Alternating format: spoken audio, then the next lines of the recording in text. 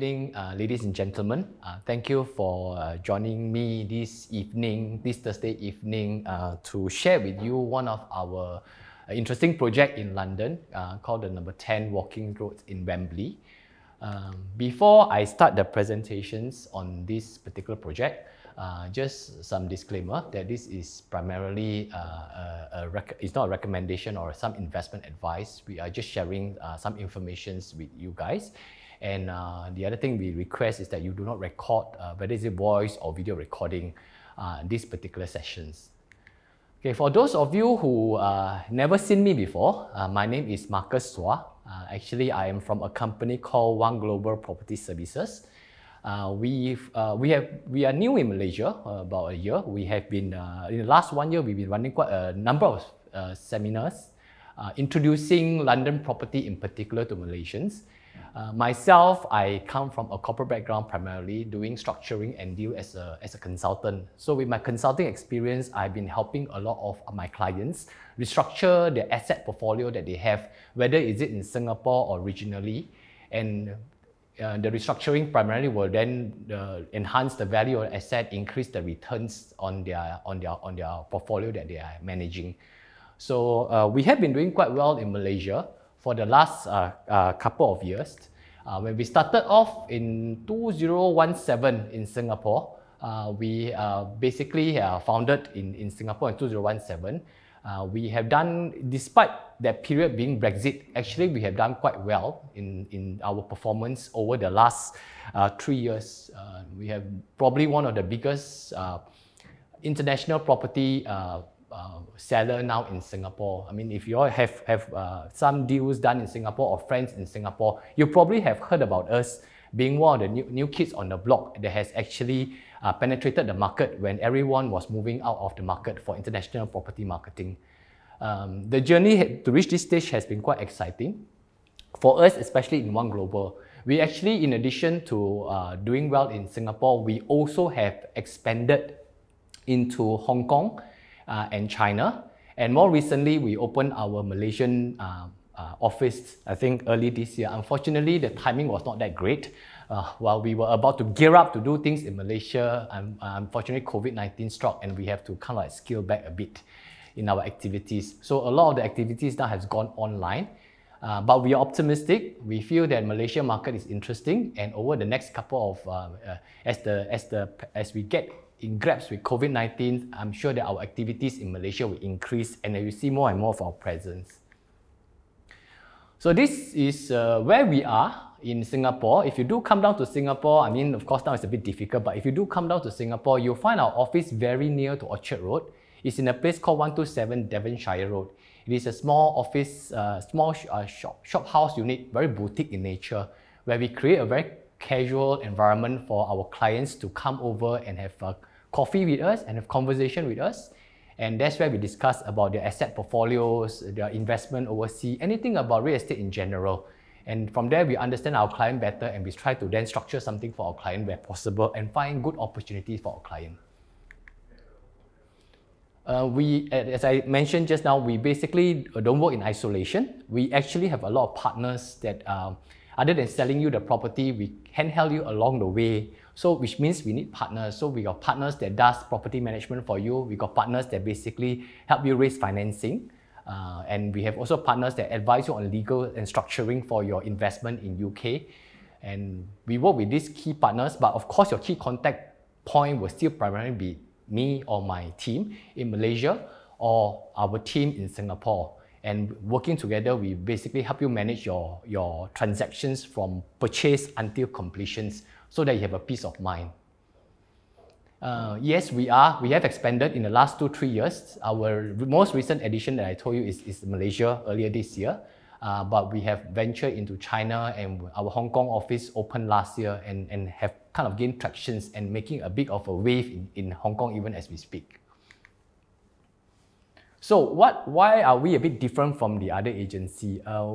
Primarily, one of our key differentiating factors is that we have access to a lot of non-traditional UK development product. I know in Malaysia, you have seen substantially product from Berkeley's and some other more well-known developers. Actually, for us, because of our strong link back to UK, Our CEO actually, he himself is a Londoner, and he has a lot of strong link to a lot of the developers in London. We have been bringing a bit more non-traditional product even to the Singapore market at a price point that usually not seen by even the local market, which is the reason why during that period of Brexit, when everyone says the market is dead, we were able to close deals, some bulk deal even up to 20, 30 units at one go.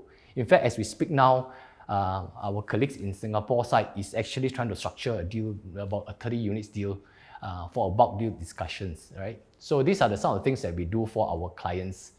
Other than that, we also run seminars, primarily educational in nature, where our experts, whether is it capital market experts or talk about financing, or legal experts talk about structurings and the legal issues, or just primarily just to update you on the regular basis. We conduct a lot of seminars and talk, and we invite you all to join our seminars and talk and get yourself abreast with your investment in London.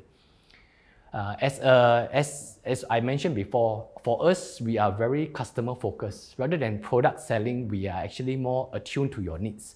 So a lot of our sessions, when we sit down with our clients, we listen to our clients' requirements more than trying to push them product. And from our client requirements, we then try to find a fit that suits them in nature, because not all products, is a mass market product. Some client wants something a bit more sophisticated. Some client wants something a bit more legacy buy in nature. Some client even want to buy a whole block. So we do have contacts in UK as well as in Singapore. We can structure this kind of a bit more complicated and structuring of this kind of more sophisticated deal for our client at times. And this is where we sometimes position ourselves a bit differently from the other agencies. Right, I don't want to talk too much about bulk discount, because typically, unless you are a seasoned investor and you know the UK market very well, bulk discount offered by us are not engineered bulk discount. Our bulk discount are when we see opportunity in a particular development and we find that the sales are gaining traction, usually at pre-sale stage. And let's just say we have 5 units interested in Hong Kong and then 10 units in Singapore. Then we find, okay, now there's an opportunity for us to come together and put together these 5, 10 units as a bulk deal. Then we go and negotiate with the developer for a bulk discount. That's how we do bulk deal in general. We do not, from the very beginning through an education structure, already try to do bulk deal. For us in particular, those are structured bulk deals. Those are really not really the bulk deal that we have in mind. All right, this is kind of our differentiating factor where we are a bit different from the rest. So today, before I go into this project in particular, number 10 Watkins, I'm just going to do a short update on what is happening in the last couple of months in UK that has impacted the market. A lot of my client has actually come and asked me, because they can't travel anyway, they've been reading a lot of news on Brexit and COVID, and they've been asking, so how is this impacting the property market in UK or London in particular? So the first thing that everyone knows, there is this new stamp duty structure that's put in place. This new stamp duty structure actually created a lot of local momentum in buying momentum. What happens was that the traditional stamp duty structure, tiered structure, was replaced by this new one for all the projects that is completed before April 2021. For a local buyer, for example, if the property is less than £500,000, they literally don't pay any stamp duty. So that means primarily a lot of the one-bedder falls in this category. So the local market starts to move. When the local market starts to move, then the resale market starts to spur a lot of activity within the UK market. And actually, we are seeing the same thing in Singapore. Singapore side, even though we don't have this stamp duty structure, actually COVID-19 has not impacted much in our Singapore property market. If you have read our news, you have noticed Singapore market has actually continued to increase in price, despite the fact that people are saying there is COVID and there is a recession. And we are seeing the same trend in UK. And UK, with the introduction of this new stamp duty structure, it actually spurred the market even more. So in the last 6 months or so, while there are some deals that are being done with a relatively healthy discount, we have not seen a market crashing or stern market corrections in UK or in London in general. Right? So I think a lot of people who are waiting for the market to crash, I don't think so is happening. We have not seen it anyway. The other thing that's been spurring the market there is, of course, the global reductions in interest rate, which I think all of you are aware. As the government is trying to prime economy, interest rate has been pulled down to substantially low level, and that has spurred a lot of loans. For those who can get loans, the loans actually are quite attractive in terms of the interest rate. And I'm very sure a lot of you in Malaysia has also been busy refinancing your existing loan such that you get a lower interest rate. It's the same thing that is being observed in London too. The low interest rate is actually spurring consumption and purchases of their local product. And we have been hearing a bit of good news about COVID. I know nothing is firm yet, but to me at least, the interesting thing is the market has kind of learned to live with COVID. And people are just recognizing life have to move on. And COVID or no COVID, continue. Life has to move on, property need to be bought, people need place to stay. So it has been factored in a lot of the property pricing anyway. It has been easily 9 months since COVID appears itself. The market would have corrected, whichever market you're looking at. We have been getting a bit of busy time in Hong Kong, to be very frank. Hong Kong market there's a bit of push factor. That's why a lot of them are buying in the market in Hong Kong. A lot of the sales recently that we transacted, bulk deals are all done in Hong Kong and also in Singapore. Why people usually buy London in particular, right? UK is an interesting market, but London in particular is an even more interesting market. In the last couple, we did a bit of research in the last couple of 2 years we've been pulling out, and we noticed that a lot of the big Singapore companies like CDL, SPH, and even the likes of FICE Consortium, they have been buying up real estate assets in London. And Hobby Land is another one. These are all done in 2018, 2019. And as all of you know, these are developers in Singapore. They are also, been acquiring, whether is it grade A office building, acquiring assets down there, real estate assets down there, because fundamentally on a long-term basis, London provides a very stable environment for real estate. More interestingly, because of Brexit, there appears a window of opportunity that they go in, right? So why are the big developers going in during Brexit period? Like I say, it provides a window of opportunity for them. On a long-term basis, fundamentally, there are many reasons why people buy London. A lot of them have a lot of reasons. But for me, structurally, there are a few distinctive factors that London has that not many markets offer. One of them is, of course, rentability. There is a domestic demand for London market for renting because the locals usually, when their children is starting to work, they will leave their family. And when they leave their family, they need to rent. And that forms something we call a domestic demand. That domestic renting demand then gives assurance to you as a buyer that your unit will most probably be rented out. And this is clearly reflected in the housing shortage in London. Later on, I will show you some graphs to show the rentals have been going up and there's always a structural issue of a housing shortage in London.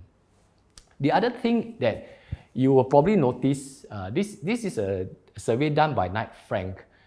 Basically, they positions London, when they were doing this survey, you find that London is, no matter how, still very popular in terms of for the ultra high net worth individual. You will see this all the time. They don't put their money in UK, and primarily for real estate, it will be in London. You will see this all the time when you look at Zone 1 product, whether it is South Kensington, Knightsbridge.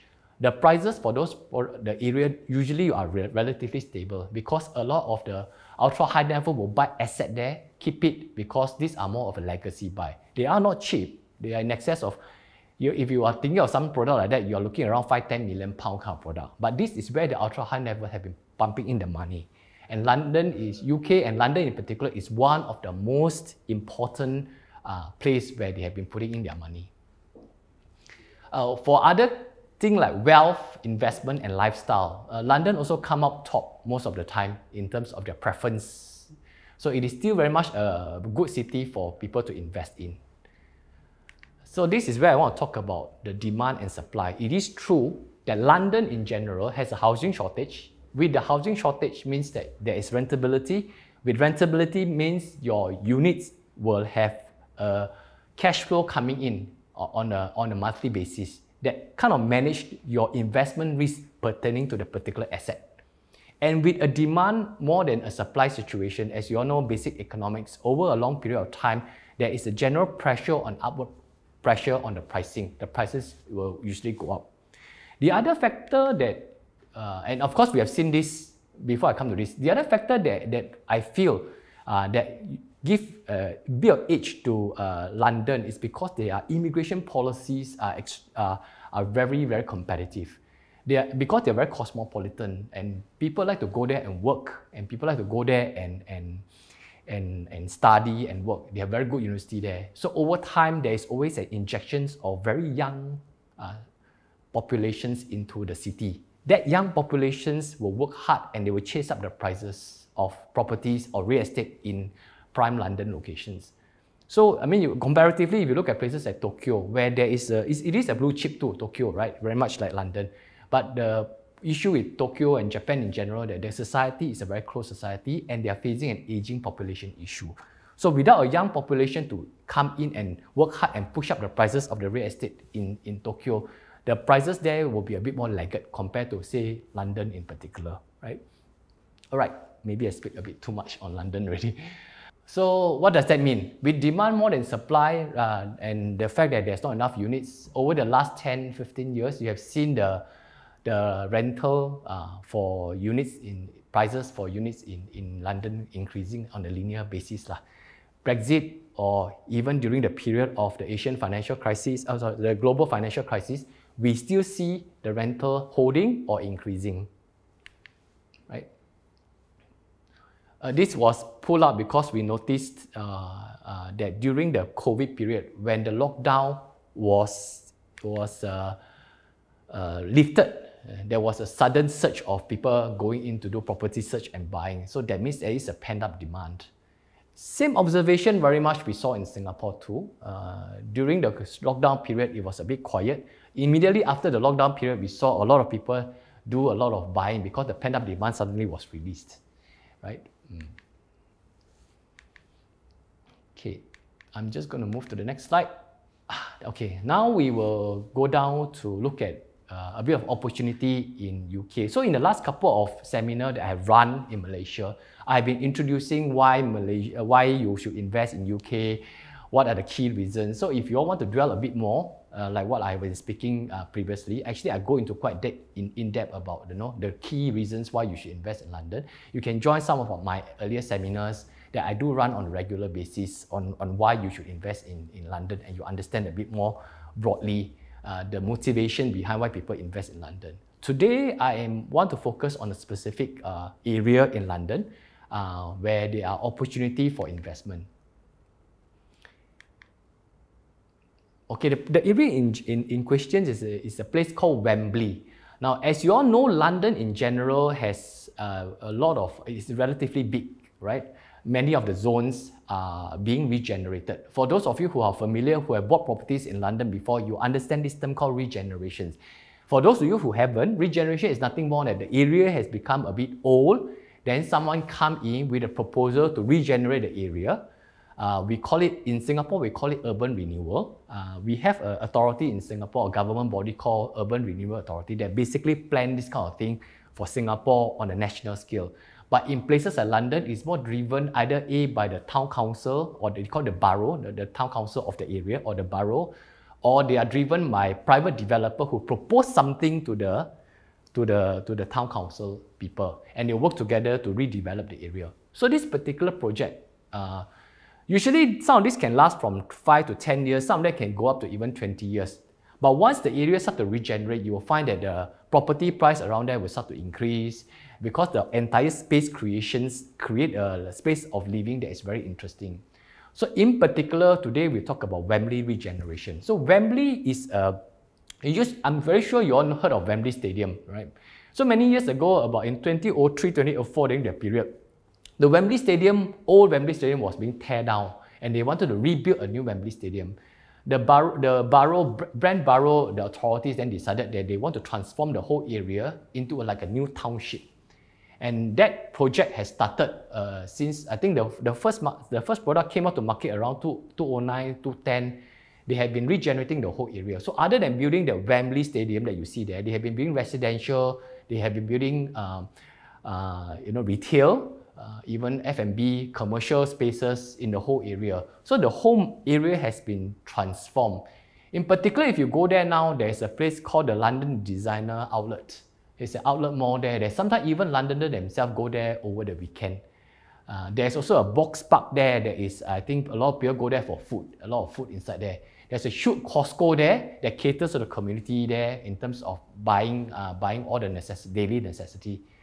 And more particularly, if you have gone on site there, and I particularly like this when I was there, when you come out from the Wembley Park tube station and you walk down to the Wembley Stadium, there is a little pedestrian walkway that's very well designed. That you see trees on left and right, and on the right and left you see hotels, you see offices, you see schools, and you see some student accommodations. So that pedestrian walkway is called the Olympic Way. And that feel as you walk down the pedestrian walkway with Wembley at the end there, usually create a very nice feel that you're in an area that you can walk and shop, and whole integrated living was created in Wembley as a result. And this doesn't happen overnight. It has been done over the last 10 years as projects start to come out and development take shapes in Wembley. So these are some key facts of Wembley. I think I am not going to go dwell into it. You can Google and you'll probably find all this information. But the thing I want to highlight is that it is a very young community in Wembley because it is a regenerated area. Housing is relatively new. Pricing was very attractive. So a lot of the young people start to move there. And more interestingly, recently they have actually did some infrastructure upgrade there that allowed them to, probably one of the few places in London you can get extremely fast broadband. That means the key infrastructure is already in place. When your building is built up, you just need to activate it from your house. Of course, you've got to pay for it, but you can activate this kind of infrastructure there. There are visitors there because not just international visitors, even the locals. Remember I mentioned to you there's the London Designer Outlet there, and there's a box park there. So even the locals go there on weekends just to spend half a day to do shopping and enjoy the whole area around the Wembley area. So that's why you see quite a substantial visitor there. So the other thing that happens during the regeneration of Wembley was they improved the connectivity from Wembley to the city. Even though Wembley is, I think, Zone 4, but around Wembley area, you will find easily 4 train stations, 5 lines with access to the city. And more interestingly, which I find it very interesting, is that there is a line called the Metropolitan Line that will bring you directly to King Cross and Pancras in less than 15 minutes. That means the reason why they can do that is because this particular train doesn't stop in many of the stops. It just zoom through. I think usually from Wembley Park all the way to King Cross, they may be like 7-8 stops. This one makes about 1 or 2 stops only. So the traveling becomes very fast. And of course, from King Cross and Pancras, you can get connectivity to anywhere in central London. In fact, the same line can bring you all the way down to, I think, Liverpool Streets in probably about 22 minutes. I will show you a bit more on this later. So this is one of the reasons why the entire Wembley regenerations have caught the attention of local Londoners to buy into properties there, because there are lifestyles, there is good connectivity to central London, there is retail, there's F&B, and there is a whole space creation around the Wembley Stadium that's making it very attractive for the locals to stay there. Which means if you own a unit there, rental will be easy. Right, so today we're talking about this project, which is number 10 Watkins. It is in Wembley. We will show you the exact location later. This is a project that has been developed by Bharat London. Bharat London is one of the big developers in UK. They have been there they are actually a FTSE 100 company, and they are probably one of the top 5 developers in London, and a good strong history. If you go to London, if you travel around London, you will see Bharat signs everywhere. Because they are one of the big developers there. They have brought some projects to this part of the world before, but they have been pushing a bit more recently because they realized that the market for Asia has been booming to buy London properties. And we have been a strong partner to Bharat over the years. So where is this number 10 Watkins, right? I'm just going to show, this particular map is very important. It is duplicated here for you because I want to show you the locations. This is the Wembley Stadium. This here, you probably can't see it, but this here is what we call there's a train line. Let me check that. The train line is here. The train line is here. So this here is where is the Wembley Park Tube Station. When you alight from Wembley Park Tube Station, you can walk down. This particular way that you walk down, remember I told you what is called the Olympic Way? You come out from Wembley Park Station, this is the Olympic Way. You see all the buildings around it. So when you are there, you can go and Google, when you Google, just drop your little man on Olympic Way. You can see left and right, you see hotels, you see residential, you will see education center, you will see restaurants and retail along this entire walkway. It takes about 5 minutes for you to walk down this way, but it is a very nice boulevard, that pedestrian boulevard that people use. You walk down this, then you come to a small intersection road, you do a left turn. 2 minutes away, you'll be at number 10 Walk-ins. So in terms of locations, number 10 Walk-ins has one of the most premium locations because you are very near to the tube station, about 5 minutes walk. At the same time, you're about 2-3 minutes walk down to the Olympic Way where the activities are. Now, also very near here, which you walk down here probably about 5 to 10 minutes, you will be at a Costco. This is one of the largest Costco in London. And you're also very near to the London Designer Outlet. That's where a lot of the people who spend the weekend in London go there and do a designer outlet retail experience there. Down here, I think we maybe not be able to see it. Down here, there is another thing called the Box Park. That's where all the F&Bs are.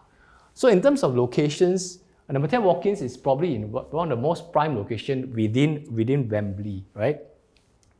Now, other than that, I also want to highlight Wembley. This because you're very near in terms of walking distance to the Wembley Park Underground Tube Station. There are 2 lines there. These 2 lines also means that it can bring you into city in a very short time. For example, if you're going down to King Cross and Pancras, it's about 20 minutes. If you're going down to Waterloo, which is actually to the south of the river, it's actually 22 minutes. So this high connectivity, even though he's in zone 3, because of the high connectivity down to central London, it makes the traveling a lot easier. And 20 minutes to get to central London to the local Londoner is a premium, because for them to move around usually takes more than 1 hour, sometimes even to get into central London itself. So that connectivity is something very important to the people who stay there and work in the city. So let's talk about the site a bit. So if you look at this project, okay, if you look at this project, the Wembley Stadium should be somewhere around here. There are units, 2-bedder units here that you have a bit of a view of the Wembley Stadium. But more importantly, this project has about 157 private units. There are some units that are on the lower floor that are meant for shared ownership, but for the private units, you have all the rest are primarily private units. There are gardens in level 1 and level 2, as well as in level I think 17, 18 and 19. And these gardens are only accessible by residents who buy the private units. For the high floor one, it's only accessible for people who buy the private units. That means the other shared ownership unit will not be able to access this garden. It's exclusively only for the private units only. So other than that, you have the usual concierge services and stuff like that, which I think if you are invested in London before, you are familiar, right? So in terms of positioning, the finishing for this is something a bit more relatively premium for the area, and therefore when you want to rent it out easier, it will be easy because your product will slightly be better than a lot of the products around the area there. This is a bit of a view. If you're on a higher floor, and you're even around with the 1-bedder there, you actually can get a bit of view of the Wembley Stadium.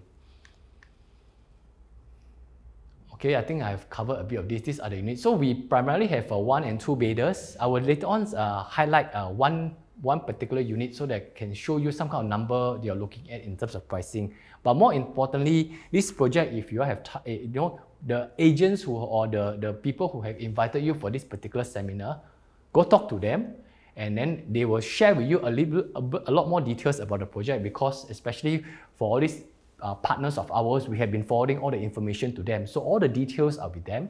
They will be able to advise you on the structuring, the tax implication, the advice on the pricing, as well as the discount level and which units are good. They will be able to recommend to you. But I'm going to just share with you a particular example. This is the entry level 1 bedder.